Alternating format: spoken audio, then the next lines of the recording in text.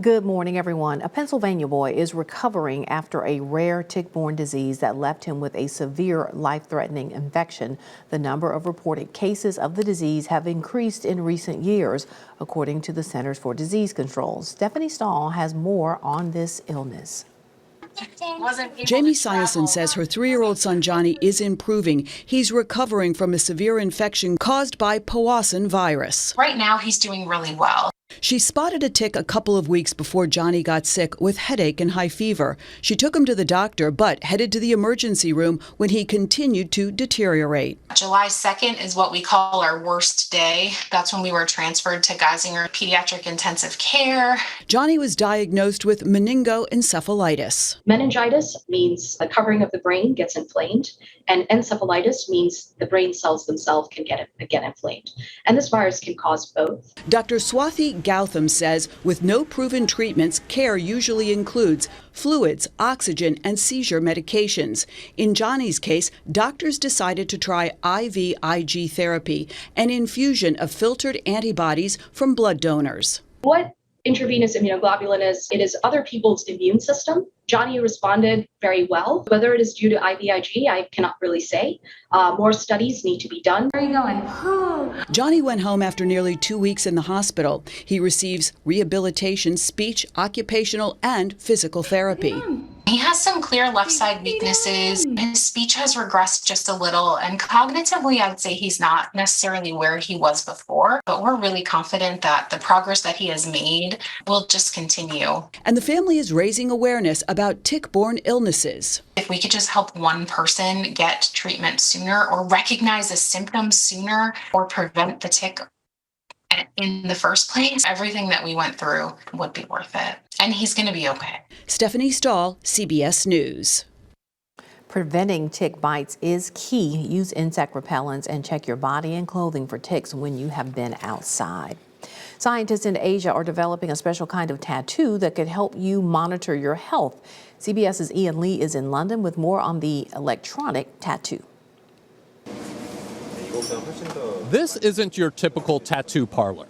Scientists in South Korea say their ink does more than just show off your favorite design.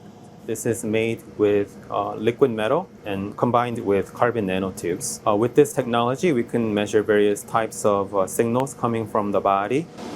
Researchers say this experimental e-tattoo can monitor vital signs like heart rate and analyze sweat. It could even act as a heater for physical therapy. Plus, there are no needles needed. When applied to the skin, even with rubbing, the tattoo doesn't come off. It's not the first time scientists have scratched the surface of e-tattoos. Researchers in Texas and Portugal have been developing something similar. Compared to previous devices, which are patch type, we can apply it directly to the skin. So therefore, it's much more comfortable to the user. But scientists say the technology is still limited because wires are needed to connect the tattoo to a device. In the future, what we hope to do is connect wireless chip integrated with this ink. Making the meaning of your tattoo more than just skin deep. Ian Lee, CBS News. The electronic tattoo isn't permanent and can be scrubbed off with soap and water. Well, this week marked World Lung Cancer Day, raising awareness about the leading cause of cancer deaths in the United States. A new survey shows many Americans don't know about screening, which can detect the disease early for people at high risk. Danya Bacchus has one California woman's story. Denise Lee passed a billboard like this every day on the way home from work in 2017, encouraging lung cancer screening for people at high risk. She had just quit smoking after 40 years. I was just trying to all around get healthy. I did not know that there was such a thing as a low-dose CT scan until I saw that billboard. She asked her doctor about screening, but had to wait a few months until she turned 55 to be eligible. She scheduled her scan later, and it revealed early stage 1B lung cancer. I had my upper left lobe removed. I had 17 lymph nodes removed. And then I had some factors that were indicative of a higher rate of recurrence. A new American Lung Association survey shows nearly 70% of Americans are not familiar with the availability of lung cancer screening for early detection. 75% of people in this country who are diagnosed with lung cancer are diagnosed at its most advanced stages where it's hardest to cure. Dr. David Tom Cook is the chief of general thoracic surgery at UC Davis Health. Of all the Americans who are candidates, only 5% of Americans undergo lung cancer screening. Guidelines now recommend screening for people between age 50 and 80 with a 20-pack year smoking history. And current smokers are ones who have quit within the last 15 years. Denise had surgery and only needed 4 rounds of chemotherapy. Early detection, saved my life. I'm just really passionate about people who are eligible getting screened. She was also able to take part in a clinical trial testing an immunotherapy drug to try to prevent recurrence. Danya Backus, CBS News. About 14 million Americans are considered high risk for lung cancer and are recommended for the screening. All right, spending your time off at a spa. We'll show you where a little later on Mid-Morning. We're back. While the country continues to learn how to live with the coronavirus, the hospitality sector is still being impacted. Hotels are seeing guests come back, but they are trying to handle the boost in business during an ongoing worker shortage. CBS's Skylar Henry has more on that. As travelers continue to hit the road for summer vacations, those working in hotels are adjusting to the rising demand. It's a little bit interesting in that there's been a shift in the type of business. Tushar Agrawal runs the JW Marriott a few blocks from the White House. During the worst days of the pandemic, guests filled only 5% of the rooms, forcing him to furlough and even lay off a chunk of his staff. Now that guests are filling the rooms again, they have different priorities. I think what we're finding now is even your business travelers are blending their business travel with a bit of leisure travel. And so they're staying an extra night on either end. But not every hotel is adjusting to the changing market. The U.S. Travel Association says the broader leisure and hospitality sector is still down 1.3 million jobs compared to before the pandemic. Where is the biggest void? It was equal across the board between housekeeping, which continues to be a challenge and always was, but even front desk in the summer and in the hot resort locations, pool staffing and outdoor roles can be hard to fill. Experts fear the lack of staff could impact the quality of a guest's stay. So many hotels are boosting wages and benefits to attract more workers. The reality is if we were back to pre-pandemic numbers, the experience tied to staying in those hotels will not be the same as it was for 2019 for anyone that was traveling, simply because hotels don't have the workers. But Agrawal says he's building back his staff. But we probably have over 20 jobs posted right now. He's optimistic the industry as a whole will remain resilient and bounce back even stronger. Skylar Henry, CBS News, Washington. Trying to relax is no easy task these days as we navigate the pandemic and an ever-complicated world. Spas around the world are seeing an increase in popularity of non-traditional treatments to ease stress in new ways. CBS News correspondent Wendy Gillette reports from Phuket, Thailand. At the Fairmont Scottsdale Princess near Phoenix, more guests are singing the praises of singing bowl sound therapy. We use sound or vibration to really reach them on a cellular level to promote healing within their body.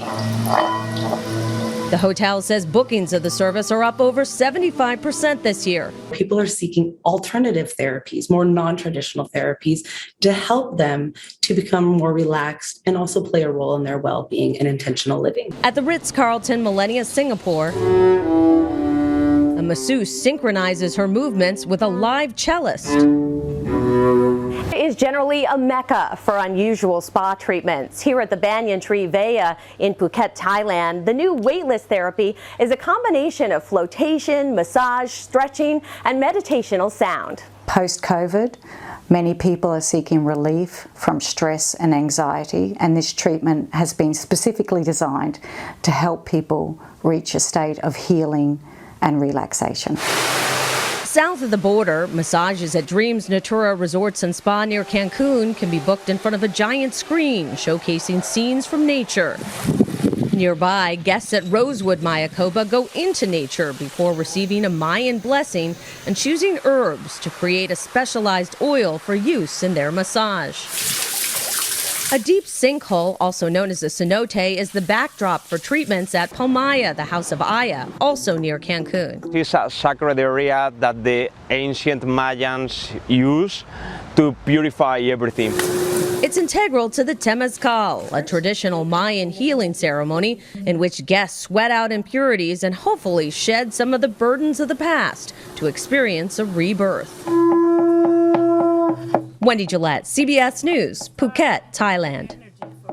Prices for the treatments range from $69 for the scalp massage to $480 for the live cello massage in Singapore. All right, you are probably feeling higher prices at the grocery store, and here in Mississippi, there's more tax that gets tacked onto that bill than any other state in the country. If you buy $100 worth of groceries a week, you're forking over about $360 in taxes every year. Courtney Ann Jackson asks lawmakers if they see a change ahead. We believe cutting the grocery tax in half is a tremendous benefit to our citizens. And by eliminating the grocery tax, at least we'll provide them some relief. Neither that reduction or elimination is in place in Mississippi. Meanwhile, Tennessee's month-long suspension of the grocery tax is underway. So we're asking Mississippi lawmakers if they think the issue will get another look. I don't think we can afford to ignore it. It's an election year. It's gas and grocery are where people are getting hit the hardest. And so we had an opportunity to do something about both of those. A grocery tax reduction was tied up in the larger tax reform plans that went through several versions before final passage and ultimately didn't include grocery tax. But Senator Jeremy England says there's a domino effect that complicates the discussion. One of the big points that we have to look at that if we cut the grocery tax, we're messing with our municipalities and our counties and their revenue sources. So it's something we really need to talk with them about before we do this. What about a temporary suspension like Tennessee? There was some discussion last year about us doing that with the gas tax. And so I know that there's some thought behind that and there's some ideas. And look, all of us want to help our Mississippians when we can to keep money in their pockets. I'm not a fan of temporary tax cuts. I'd rather us get in there and cut the tax. Democrats say regardless of what's happening, they plan to bring it back up. Most equitable tax cut we could make was a grocery tax. Courtney Ann Jackson, WCBI News. Amanda Shires has a lot to say, and she is doing that through music. Mid-morning, we'll be right back. Country music singer and songwriter Amanda Shires is part of the all-female group, the Highwomen. She's also won a Grammy playing fiddle in her husband Jason's band, the 400 Unit. With her latest solo album, Take It Like a Man, the 40-year-old performer is stepping back into the spotlight. Here's Anthony Mason. I was always a sucker for your wrist at my cheek. There was a time I was your everything. Amanda Shires made much of her new music in Silverneck Studios on her Nashville farm. But she has another name for it. Actually, it's the Barn of Internal Wandering. The Barn of Internal Wandering? Mm-hmm. It's what's inside your mind. It's where she writes and records. When you think you've had enough. Where she paints and creates. Under the dancing light of disco balls. It keeps you young, I think, disco balls. This is inspirational. Shires was 10 when she took up the fiddle in Texas. You spotted a fiddle in a thrift shop. A pawn shop. Had you played the fiddle? No. So why'd you want it? I don't know. It looked like that was what I was supposed to be doing. Her dad bought it for her. Her mom paid for lessons. By age 15, she was performing with the renowned Texas Playboys. So did they have any hesitation about inviting a 14, 15-year-old to play with them? No.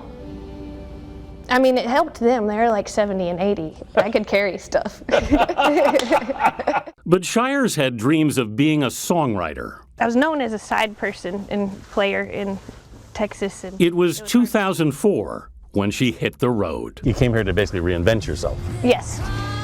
And she did. Her new album, Take It Like a Man, is her 7th solo record. And I know I can take it like a man. She also performs with the 400 Unit, the band of her husband, Jason Isbell. And it was Shires' idea to create a female country supergroup. We are the Highwomen. We sing a story still untold. The Highwomen also features Brandi Carlile, Maren Morris, and Natalie Hemby. What made you want to put together that band? Honestly, it was my daughter made me want to do it. Hello, today we're doing Spring Stinks. She thought of Mercy, now 6, while listening to a country radio station that played 22 straight songs by men. Then I called that station. And I said, hey, I'd like to hear a little, like a song, you know, where a girl sings. Redesigning women, running the world while we're cleaning up the kitchen. The Highwomen's debut album hit #1 on the country chart in 2019. So the songs come out of this? Mm-hmm. No, lines come out of this. Shires takes lyrics from her journals.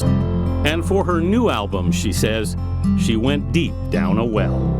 What'd you find? Myself. Had that been missing? Nope. Time out. You all right? Yeah. But she needed a moment. Be right back. No worries. And when Shires returned, she talked about her disappointment with people in the music business. And then you get into a room with somebody that says, I don't think that's a good song, or I don't understand what you're trying to do here. Yeah. And it starts making you think that something's wrong with you. Yeah. Did you take it personally? I mean, obviously. You can cause serious trouble. That influenced her new music. So did some troubles in her marriage. So what was going on? There was a disconnect. I don't think you even recognize the loss of control. It began while Isbell was recording his album Reunions in 2019. It was just a war in the studio. It was like a war he was having with himself and with me. Suddenly, within our house, he lived in his own invisible house, and there was no windows and no doors. You couldn't even get to him. Like he was there, but he was just impenetrable. Slam the door so hard I still hear rattling spoons. The sound of silence rings in every room. So did you get into the house ultimately, or what happened? Oh yeah, and it, you know, you would think you would get in it by writing your confessional songs like fault lines and texting it to him. There's nothing left to fix. You could say I lost my grip. I was gonna take that one off the record, and he said, you gotta leave that one on there. It's true and it's a good song. You could say it's all my fault. You moved out at one point for like 10 days. Well, during reunions, hell yeah. He had to do some of his own internal wandering. There's some old wounds and things and stuff that he had to get to a place he was ready to get to. Did he get there? Yeah, he did. But you feel like you're in a better place? Yeah, I think we're in a good place and we're happy. I think we're both still in love. I know I can take it like a man. Isbell plays behind Shires on much of the new album.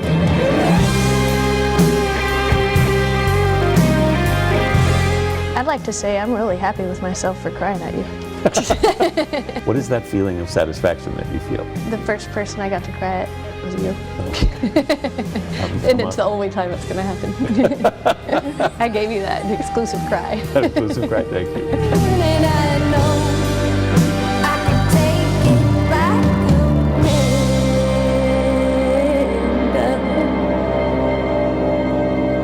Anthony Mason, CBS News, New York. Just ahead, a familiar voice. Baseball fans say goodbye to Vin Scully next on Mid Morning. Welcome back. Fans are remembering longtime Dodgers broadcaster Vin Scully. Scully spent 67 years as the team's announcer. He died this week at his home in Los Angeles at the age of 94. Lee Cowan looks back at Vin Scully's life, work, and his deep connection to the sport he loved. It's time for Dodger baseball. You didn't have to watch a baseball game as long as Vin Scully was announcing. Fernando Valenzuela has pitched a no-hitter. His words could paint a portrait as bright as the outfield. What a marvelous moment for the country and the world. A black man is getting a standing ovation in the Deep South. Vin Scully wasn't only the voice of baseball, he was the heart of it too. In a year that has been so improbable, the impossible has happened. I have no idea where that came from. And that's the fun of it, if you get a good one off once in a while. He got more than a few good ones off ever since starting with the Dodgers back in 1950, when they were still the Brooklyn Dodgers. It's been a sport that I've loved ever since I could throw a ball. For Vin, as his fans called him, announcing wasn't just about plays and statistics. It was about the simple beauty of America's pastime. When you sit here and look out at 7, 8 o'clock sunset time, and you can see the mountains, oh my gosh, it's so beautiful. In his last interview with us a few years after he retired, Vin Scully reflected on a career that had lasted nearly 70 years. And he did what he always did. He put the impossible into perfect perspective. Even if I live to be 100, that's only a couple of years from now. Where I am is where I belong, quiet, peaceful, and at home, far from the madding crowd. Oh, unbelievable. Lee Cowan, CBS News, Los Angeles. All right, we're all out of time. Enjoy the rest of your day. We'll see you back here tomorrow.